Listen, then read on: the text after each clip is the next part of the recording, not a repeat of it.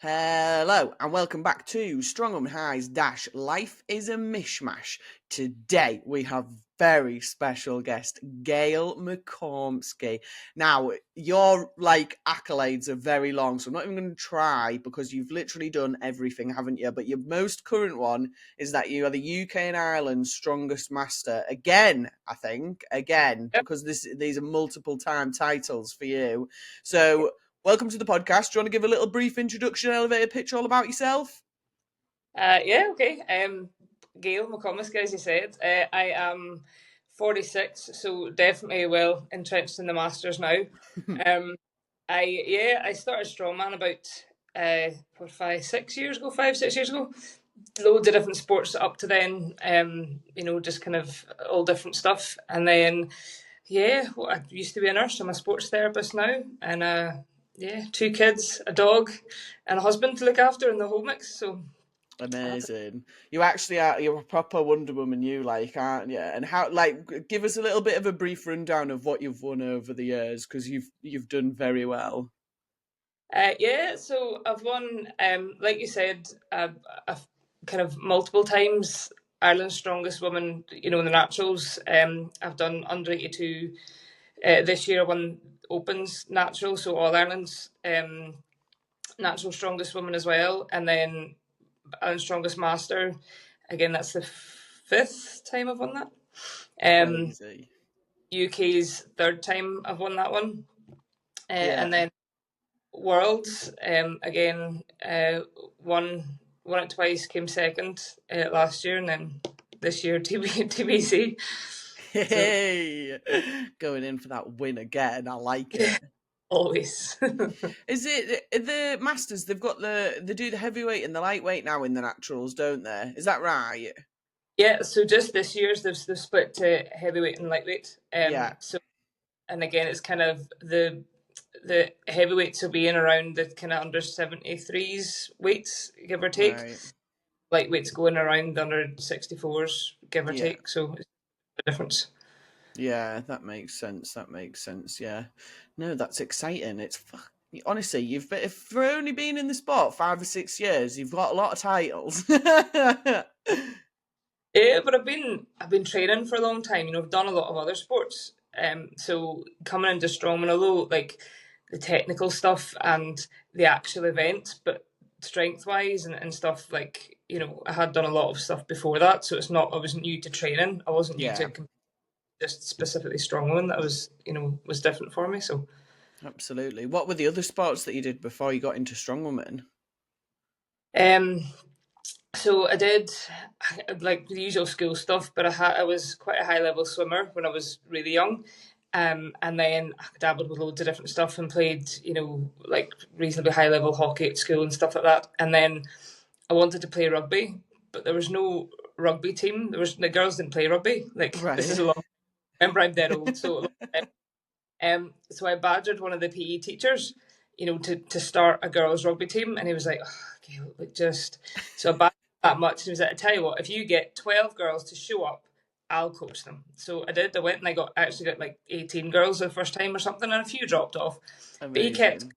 And then when I went to uni, the same thing. Didn't have a uni team, and I was like, well, I want to play rugby, so I just set one up myself, and then I started playing for a club in Glasgow, and I went to uni, and ended up playing for Scotland. Then playing rugby for Scotland, for a good few years, and then after that, I did CrossFit. Injured my neck playing rugby, so I had a prolapsed disc in my neck, which caused a load of problems, but fully recovered from that now. So thankfully, Yeah. but I did that, and I went kind of national competitions with that, and but then they were doing stupid stuff like walking on your hands and spinning round bars, and I'm like, oh, I'm out. And then that's the stuff that I loved about CrossFit, the barbell work and the kind of the heavier stuff, and yeah, strong woman has that. It's kind of like the same but heavier and no gymnastics, so it's win-win. Yeah, I love that. I absolutely love that. It is like CrossFit, but without all the shit bits like the running. Like that's why everyone likes it so much, and it's just the heavy bits. CrossFit with Yeah, just the heavy bits. that's it Yeah. exactly. I'm with you on that. I absolutely love the fact as well that you set up your own rugby teams because there wasn't any. You were like, "Fuck this! I need to Yeah. start this now." That's just unbelievable. What a cool starting point for it. Did you get any pushback with that, or were people quite like, "Oh yeah, Sam, let's go"? Well, I think people thought I was a bit mental, but no, generally speaking, when they saw I was determined, I was like, well, I'm going to do this. So you either come with me or like I'll find another way. So generally people are like, oh, yeah, okay, then if you're going to do it, then, Yeah. and then start getting people on board and and kind of just getting into that again. Weren't There was women, women playing rugby and stuff like that, but it wasn't like mainstream Mm. and a lot of teams. But there was enough interest and enough people going, oh, well, I suppose they could play rugby then to be like, all right, well, this is a good thing. And then there started to be a little bit of funding, for getting the girls and letting girls play along and all this stuff. So we're starting to get a bit Yeah. of that always gets people interested. So but no, generally people are really like positive. Like I hear stuff all the time, that I had, people and put you down, and I'm like, well, I don't know if I just don't pay attention to that, which is quite possible. Or it didn't happen because I was just like, I don't care what you think, I'm doing it Yeah. anyway. Yeah. It was happening regardless. Yeah, so if it wasn't there, and I wanted to play Scottish unis just because it was great banter.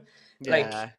they went down and played English unis and did all this stuff, and I'm like, sounds like fun. I want to do that. So if I didn't have a team in the uni, I just made one. Make one. Yeah. That's I love that. It's class though, isn't it? Like there's not many people do that nowadays, and I think because people are so afraid of getting pushed back for stuff like that, they sort of just like will hang back with it. But just being like, no, fuck, I want to go and try that sport. Like if there's not a team here, let's just fucking create one. Like, well, you're right. There's always enough interest, isn't there? You'll always find like-minded people who are like, oh yeah, fuck yeah, I'll give that a go. Like a bit of crack in it. So yeah, class. I love that you're just like, fuck it, I'm doing it. See ya.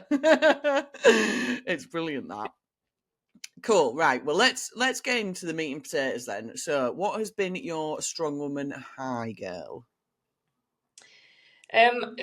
these are the high and lows. They're hard because um like I said, like strong women, I know that a lot of people are, massively invested. Not that I'm not invested, but it's a hobby. Do you know, Mm, I have a career, I have a family, I have all these other things, and strong one's something I love and enjoy, and love the challenge of it. But I think just like competing, and I think Worlds last year, like the natural Worlds last year in Galway, it probably has to be, and I didn't win. I didn't win that one, but it's still probably my high because of the level of competition and seeing, like, I mean, there was people literally from all over the world, yeah. and it was just such a well run competition, and like, you know, like I've done. It's probably going to sound really cocky, but I've done competitions where you go in and you win. You're like, I probably was in third gear there, Yeah. you know. Yeah. Yeah. Well, like it was a challenge. It was hard, and I didn't do a whole lot wrong, but I still got beat. And you're like, right, okay, like that's cool. I like that. Let's go. Yeah. How can we step it up, and how can we really? And I mean, don't get me wrong. There's comps out there that absolutely are beyond my abilities. Like I've done some of the OSG stuff in Europe's, and like again, really challenging and love that challenge. But it's really good, I think, to see the natural side of the sport really taking off, and people really pushing the limits, Yeah. in the sport as well. So I think that's probably my high, just to see that level of competition across the board, and especially in the women as well. Like every weight category was like, they talk about stacked, like every weight category had Yeah. really Rammed. in it. Yeah. So yeah, I loved that competition, the whole thing. It was really really good. So that's probably, I think, my high. I love that. I love that your high's just like the good of the sport. I love the fact that the sport has grown. No, it's true though, isn't it? Like I remember Natty Worlds last year for me. Like it didn't go my way, but I remember thinking this is the biggest this level of competition has been for me. Like when you're comparing it to like the untested, because obviously the untested have been about for so much longer, hasn't it? Like everyone knows the OSG password, the pathways. Everyone sort of like gravitates towards that because it's the most professional setup, shall we say, at this moment in time in strongman. Yeah, But UKNS being able to, like, the natural strongman bringing their levels up to meet that, and it being pretty much exactly the same standard, if not maybe sometimes in some respects better, I think is fantastic. And it's given credibility now to that natural side when there wasn't really like that much credibility in the natural side before UKNS sort of started doing the thing. So I totally agree with you. I think it's unbelievable what they've managed to do with the sport at the moment. Yeah, and it's still growing. I think it's still growing, and there's always issues around testing and you Yeah, know stuff. But I mean, again, I've been tested. I know plenty of people have been tested. They're testing out of competition. They're doing the best. There's always going to be loopholes. There's always going to be people pushing their luck and whatever else. But I think as far as is humanly possible, they really are making the effort to make it genuinely natural competition, which, yeah, like I say, it's really good to see it growing. yeah. I think credibility, that's a really good word for it. It's not just like, oh, I'll just, there's genuinely is another pathway that you can push yourself through. So, which is Yeah, cool. that's the Yeah. thing, and it creates more options for people. I know there's always going to be that whole debate about whether we need like natty pathways or untested pathways or whatever it is. And to be honest, like I just don't care. Like I can't be asked to get involved with the drama. It's totally up to you. Like, want to be natty or not? It's your choice. Exactly. Each to their own, and that's 100% fine. And if you speak to people who don't know an awful lot about the sport, or and ask what you do, and you say, and I'm always always do say, oh, it's natural, like Ireland's strongest woman, whatever, because there is a Yeah, difference, and it is each person's choice. Like I yeah, choose, and I have, and again, I suppose coming like from rugby, obviously it's a natural sport, and we get drugs tested and all the rest of it there. So it's just always the way that I've chosen to compete. But yeah, like if it's not, and you want to use enhancers, then fine, go on ahead. But yeah. I think it's good that we have an opportunity to show what we can do without that, as well as the other. Absolutely. Yeah. 100%. I think there needs to be that because it needs to be the opportunity for an even playing field, really, doesn't there? Like, and you shouldn't be. Strongman for me is always such a weird sport, and I'd seen someone had written it the other day. I think it was who was it who'd written it down? It was either like Paul Smith or like Andy Taylor or I can't remember, someone like that. And they'd put an Instagram story saying like in any other sport in this world, like it was after the odd objects, Dean McVie posting with his like needle and stuff like that had come out, and everyone Yeah. was sort of booting off. And I remember like I didn't care either way. Like I don't care what anyone posts. It's completely up to you. It doesn't affect my life, so I don't care what Yeah. you're posting. It's not bothered. But I did see that post there was quite funny because someone had written something like this is the only sport in the world where, as a natural athlete, if you stand up and say like I don't agree with you like promoting drug use in this sport because like I just don't think that's appropriate, this is the only sport in the world where people are going to look down on you for saying that. Because in no other sport, imagine someone in rugby coming out and being like, oh yeah, like we're on, we condemn this, and everyone else in rugby going, oh, gay. Like, who do you think you are? Look at that little pussy over there who won't take gear. Like, Yeah. it's such a bizarre concept. It's only strongman that has this weird thing about gear being like the cool side and like being natty, Yeah. being like you're a bit of a dog. Yeah, I never really thought of it like that, but yeah, it totally is. It's like it's flipped on its head from just about every other sport. Yeah, You know, there's no other sport in the world that thinks this way. It's fucking bizarre, isn't it? Like, I just think it's fucking hilarious. I find it really quite funny. this, and I'm like you. I don't well, like I'm not big in social media and stuff like that, and I just think that what people put on there, first of all, it's not really real life. I don't think how No, people behave online and stuff, generally speaking, isn't how they are when you meet them face to face. And what is definitely isn't is the comments that people leave. Like no one would say stuff like that to your face. Like no one would no, say, or getting into the debates and the fight. And you're just like, it's just not real life. So yeah, do what you want, think what you want, say what on there. But it doesn't it doesn't affect me. It doesn't affect what I think because most of it's nonsense, to be yeah. honest. So fire away.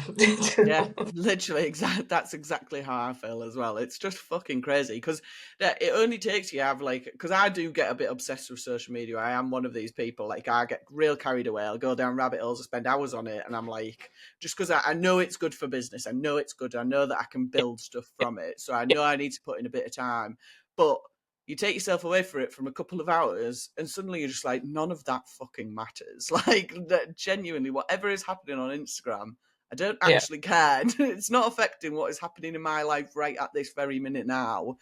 It's just fucking crazy, isn't it? totally, totally nuts. But too much hassle on it. Well, anyway, on that note, let's move on then. So, what's been your strong woman low? No, again, I find this really, really hard because I, although I do, I love competing. I love the process of getting to compete. So I'm one of these weird people that genuinely, although you have bad days and you go to the gym and you feel like rubbish and things don't go the way you need them to go, but then I think, well, okay, what can I learn from that? And I kind of go, well, Yeah, okay, that was a bad session. Next one will be better. Like as long as I've done the work and the prep getting into the competition, like I have to execute when you're there. And I go and think, well, I'm not the strongest person here, but you know, I'll be sure that I have done as much, if not more, work than anyone else. I am as efficient as I can be yeah, with things like that. And I think, well, so therefore, like for me, the low, would only be if I hadn't done all of that, yeah, and there had like really a competition where I've gone and thinking, oh, I haven't done myself proud here because I haven't put in the work. I haven't. So low, I genuinely don't really have a thing that sticks out in my head where I can go, "Oh, that was terrible." Because, I mean, probably the closest thing, um, Ireland's, and I was in under 82s. This is about four, 4 years ago, 5 years, 4 years ago. I think it was on my second year really competing, and I decided to do under 82s rather than masters because there weren't really any other masters about. So I was like, well, I'm not yeah, going myself. So I did under 82s, which is not a massive cut for me. I normally sit around 85 or thereabouts, 85, 86. yeah, But when you get to my age, cutting those last few kilos just is genuinely like as I've got older, it is harder and harder to care what I weigh. yeah, But like, but when it comes to like making weight, you have to. And it's something I didn't have experience in before. Because again, I've never done a sport that needed me to do that. It was front row yeah, playing rugby, like off you go, eat loads, don't lose weight, fine. CrossFit being lighter probably would have helped, but meh. So coming into under 82s was like, right, I need to cut this, and I didn't. I worked with a guy who did, kind of nutrition, and he went about 3 weeks before the competition. Decided just not to do it anymore. So I was like, right, I don't really yeah, know what to do. So I just ate a bit less and I did more cardio. And by the time I got there, I was weighing at 80 kilos, and I was like, oh, brilliant! Look what I've done. That's awesome. yeah. Thing. Like I was like, why does this 80 kilo sandbag not come off the floor? What is going on here? Oh And no.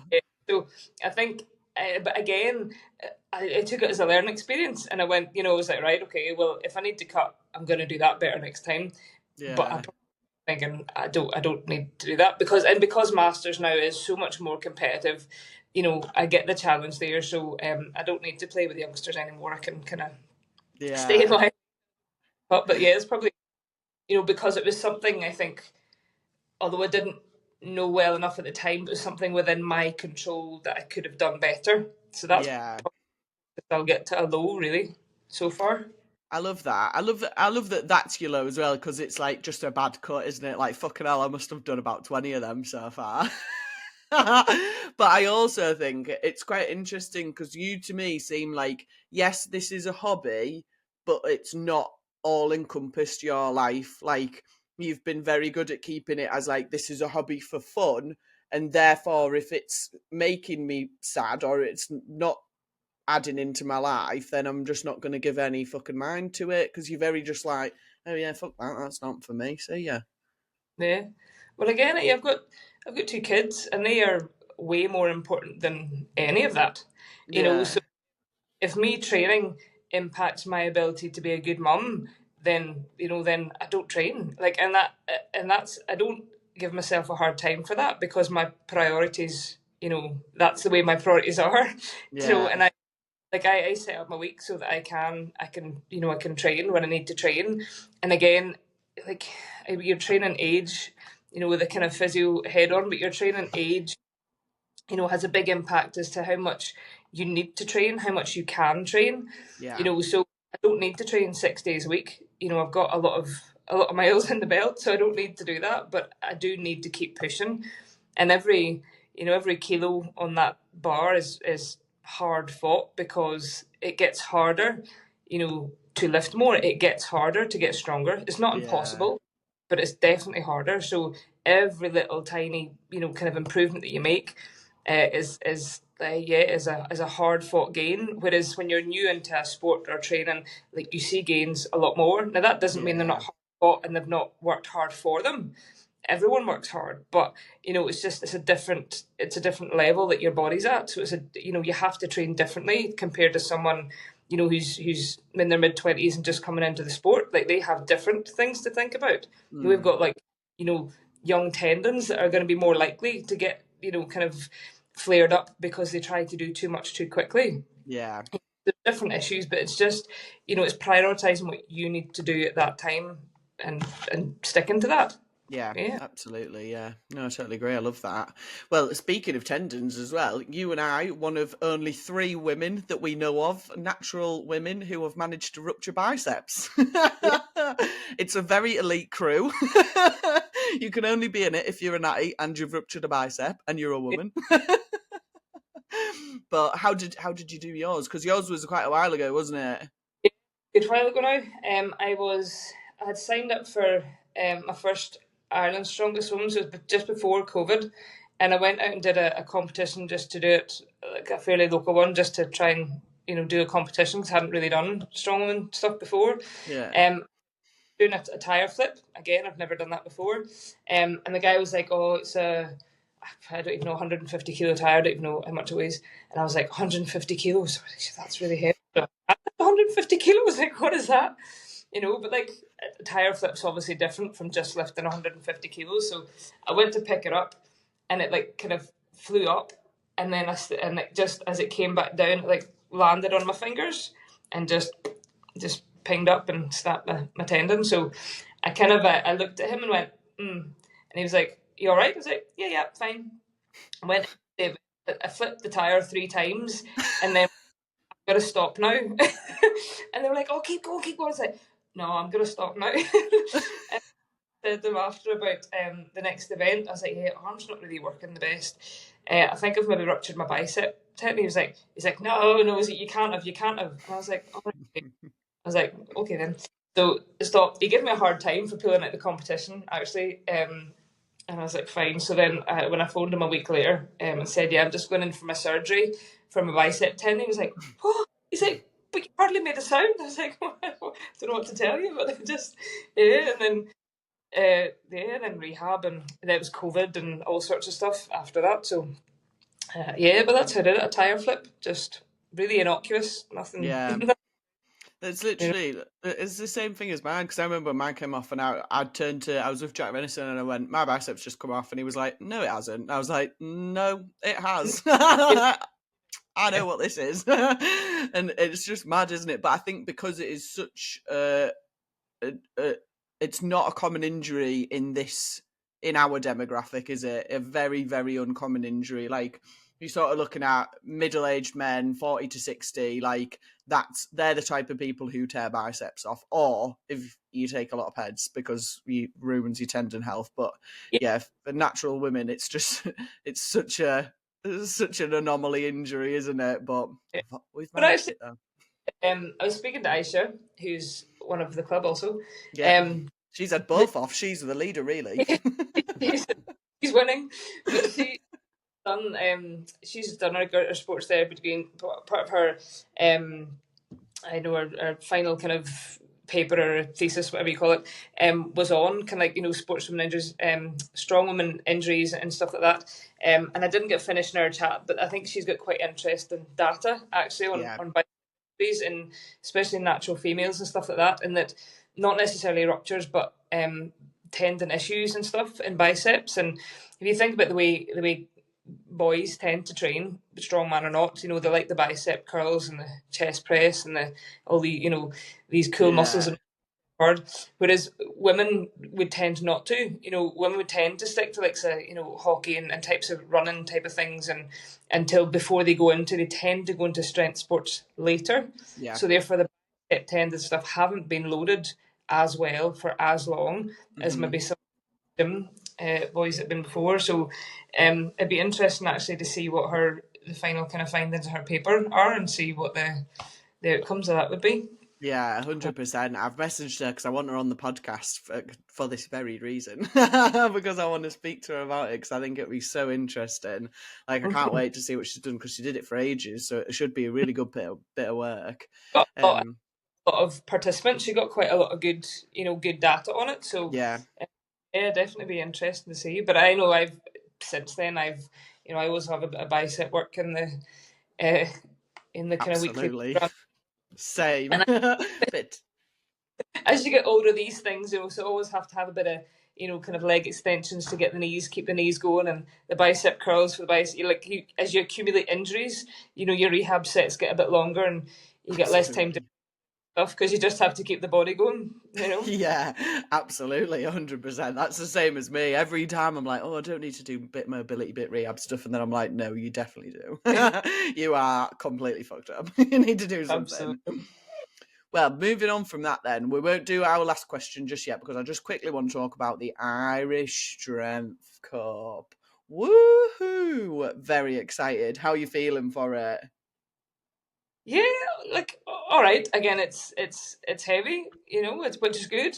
It's definitely heavy, and there's a few girls I don't know much about, but I know that obviously yourself always love competing, Woohoo! but Micah she's the lady that beat me in the Worlds last year, so really looking forward to competing with her again. Amazing athlete. I'm sure you saw her at Worlds. She's a really tall woman, isn't she? Yeah. I'm Um, fucked like I'm not beating her. She's insane. yeah, really, really good athlete. So, yeah, I know it'll be good fun.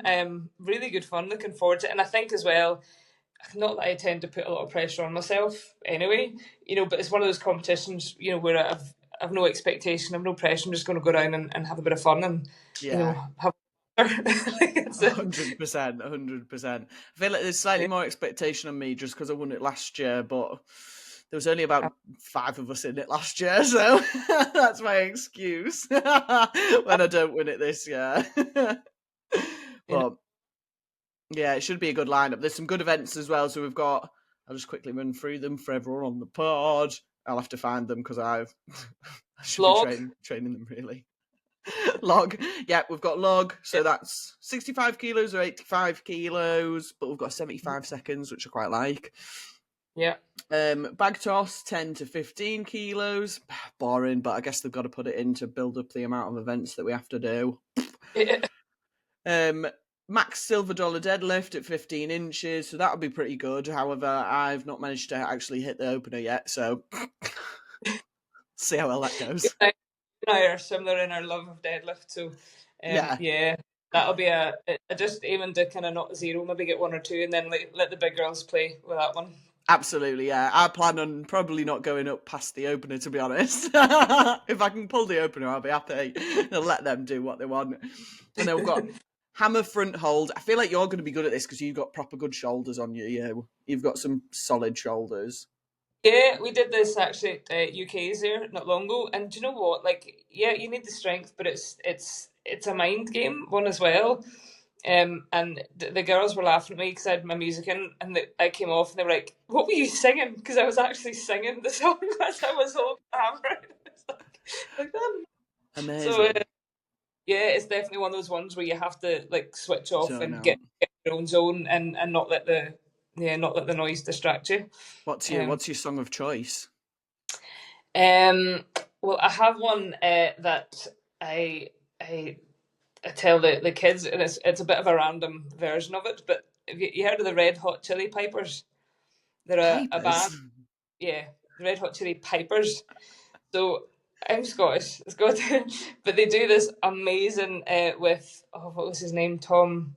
Leave the Light On, if you're the song, but they do an amazing version of that with him. So that's my song. You have to go and look it up now. But I'll have a look at that. I will have a look at that because I was going to say when I did Hercules Hold at the Scottish Strength Cup, I did Paolo Nutini Last Request because it's really slow and you have to sing it. You can't sing it fast, so it makes you yeah, wait, and that works really well. yeah, like it's got a wee bit of a it's a bit of a, it's not upbeat because the words are not at all, but then it gets me thinking, because I always say to my kids, like, leave the light on, like, because there'll always be a light on, like, I'm your home, like, you'll always have Yeah, someone.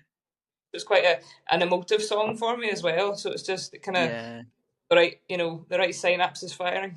Yeah, I like that. No, I like that. I love finding out what people's like hold music is. It's so good. Yeah.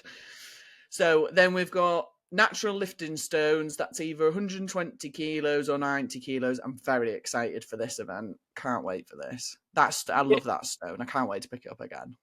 I've never seen it, never touched it. So in stones, natural stones, I don't know. I tend to be like, we did the Atlas stones to shoulder at UK's, which obviously is very different from a natural stone.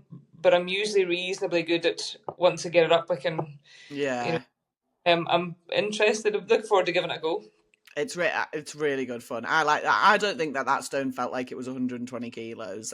Yeah. I'd be surprised if it was 110. I think Matty's been generous there with that weight, but I'm not going to tell him though. And then we've got the load medley, which is keg, sandbag, keg. But we've got to load them onto a 4-foot platform, but the kegs must be standing, which I feel like is a little bit of an extra tricky point to add on there. But Yeah. should be interesting. Yeah. Again, at Worlds last year, the kegs, there was several different techniques, for doing. I found the side on it picking really hard, Yeah, so I could bear hug them. But then actually it meant when I put it on the platform, it was already standing up. yeah, So, but the pick was a bit harder. So yeah. it kind of evens it out. But yeah, it'd be an interesting one as well. I know. I'm going to try. I'm training it this afternoon because I'm going to try a few different techniques because I've been using the on the side one, but I'm not Mhm. sure whether that'll go over to 100 kilos because that's pretty heavy. It's Yeah, a lot of yeah, strain on the bicep. exactly. I think that the lighter ones, you can get away. But I certainly find once we got up to the heavier kegs, and it's the same with a kind of similar technique that I do with the Husafelt, that once I figured it out, because I remember training for the Husafelt the first time I did it, and I couldn't get it off the floor. I was like, it's Yeah, only like 70 kilos, like, what is going on? So I do this kind of nearly a big kettlebell swing and catch. It's just yeah, like prayer, but it works for me. So it's kind of a similar idea with a keg. It's just a bit of a swing and a pop it up.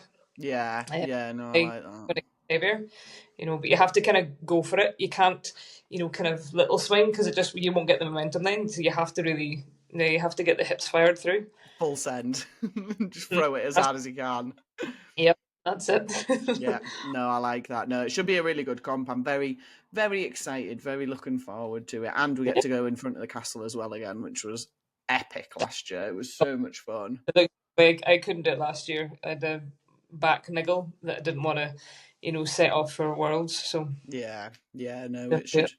should be a very good one this year. But anyway, right, let's move on then. Final question of the pod. So what would you say to yourself when you first started the sport then? I think, again, having been through different sports and different kind of like challenges like that, it's just like have fun, which I tend to do. And I think when I first started, maybe got a bit carried away and taken it a little bit seriously, well, serious as I do. So, it's have fun and enjoy the process of it. Like the competition, is what we train for, but it's not the be all and end all. Like if you don't enjoy that process of training and challenging yourself, week in and week out. And I think the other big thing as well is to get a good coach. Like Matty's been my coach from the start. And again through COVID, I stopped because there was no point. I didn't even, and then kind of went back in, and like I say, he I think we've probably taught each other quite a lot. He's certainly a lot more adept to training an old lady now. He wasn't been yeah, can't train there because yeah, Jack's got exams, so I have to go and pick him up from school. So I'm not going to get training there that day. And like just, like sometimes day to day stuff, I'm like, yeah, no, kids are off school, they're sick, I can't, So it's just like, Yeah. is that don't we'll fit it in here, we'll do this or prioritize that and drop that, and So I think getting a really good coach who's aware of your limitations, but like your own life. Again, if it's life's very different for someone who's I know studying at uni, or something like that, Yeah. versus and like that's not. It doesn't mean that's better or worse. It's just different, and younger bodies very different to older bodies versus someone who's been in the sport for years versus someone who's just taken up. So, you know, and again, none of it's worse or better. Yeah, no, I totally agree. I think finding a good coach and then finding someone that fits you and then sticking with them for a period of time is super important, because I think it's too easy to get with a coach and then it not sort of go your way, or you not go as expected and you just pie them off. Like, you need to give them a chance to get to know you and work out how you train and how you work and Yeah, what works well for you, especially if you're new to it and you don't really know how you train or how you deal with stuff. Like, it takes time. It takes time. And I think it's fair giving coaches a fair shot at you to show whether you can get on well with them and if it works or not. yeah, and I think as well that it works for me. Matty's down in Galway and I'm up here, so I mean it's a good 3.5 hours. I don't actually train with him face to face.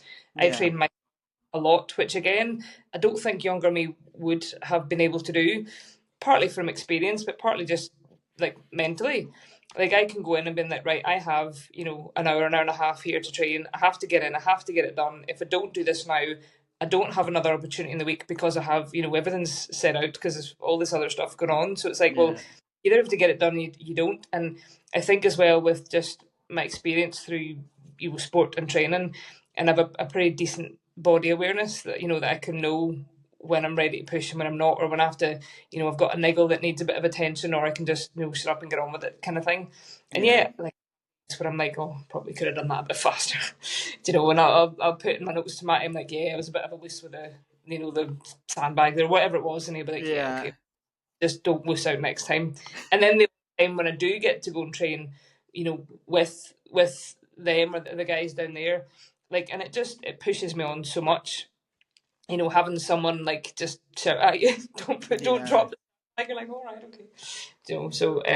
But I think, yeah, younger me, I don't think I could train the way I train now because I just wouldn't have been able to push myself without like other people to cheer on. And like rugby's, is a team sport, and it's like you're all there together. You're all, it's very noticeable if you're not toeing the line. And I think I yeah. probably learned a lot from that as well. Just being able to push myself as part of a Mm, team, but then coming out and being like, okay, well, I can still do that for me. It's okay to do that for me. It's not doesn't have to be for the team. It's for me now. So yeah, you know, yeah. but yeah, need a No, I coach love that that.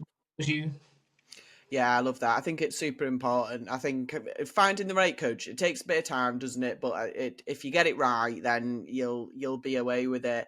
But I love that you feel like you've learned like to motivate yourself, especially through rugby as well, because this is like strongman's a very selfish sport. You've got to be in it for yourself, and if you're not, like, there's not.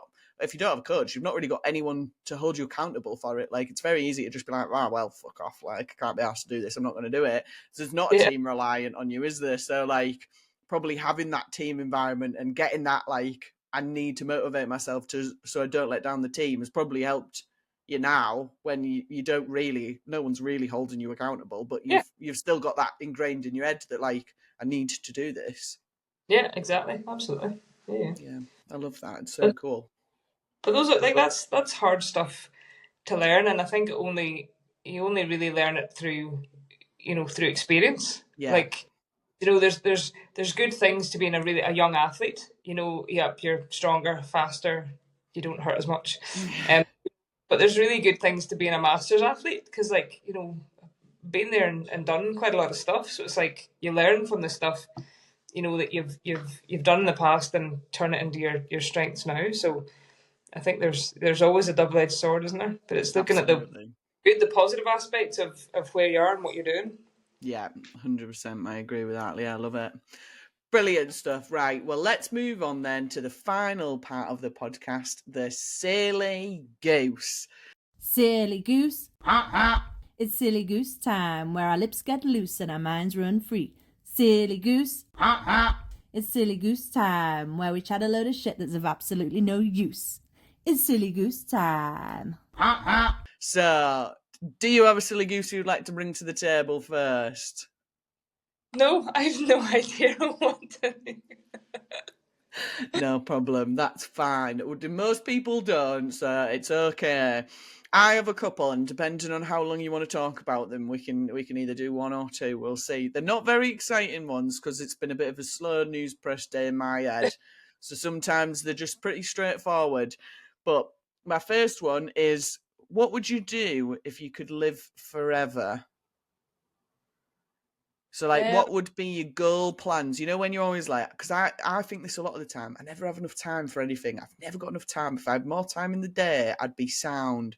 But if I lived forever, I'd have unlimited time in the day. So what would you do? What would be your goals? But can you live forever and like be the same age, or do you keep aging as you live forever? You can pick that. I think if you could live forever and everyone stay where they are and it's just the same forever, well, I'd get my kids and would travel all around the world and would have loads of adventures. We do, we're quite the kids are 9 and 12, so right in the middle of school, kind of not any big exams at the minute and stuff like that, which and they're great fun. They love sport and they're always running about and all the rest of it, so getting out and about with them is good. So yeah, I'd probably do loads of cool stuff with them. Yeah. And get like life, I think, all about like experiences and just doing stuff together with them. Yeah. And he's over there passed out, but getting just like going climbing mountains and like getting out and like telling silly stories and having fun like with them. That. Yeah, being silly. Yeah, I love that. Just going on adventures, yeah. See, mine was a lot more boring because I would just learn every trade ever that I could possibly learn.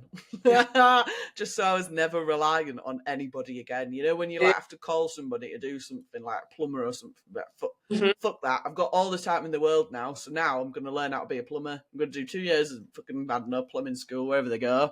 I'm going to do that. I'm going to do 2 years of electrician school and do that. I did a woman's DIY course, nice. because I'm like, I've got all this stuff to like, just stupid little stuff around the house, and I was like, I can't. And my husband's like the most unhandy man ever, so I was just like, I'm either gonna like find somebody, or I'm just gonna have to do it myself. So do it myself again. So I was like, right, well, let's go and learn how to do it. So yeah, and then I got my drill and off I went and hung up the coat hooks, and all the rest of it that I had to do. And yeah, hell yeah, do it yourself. Yeah, I love that.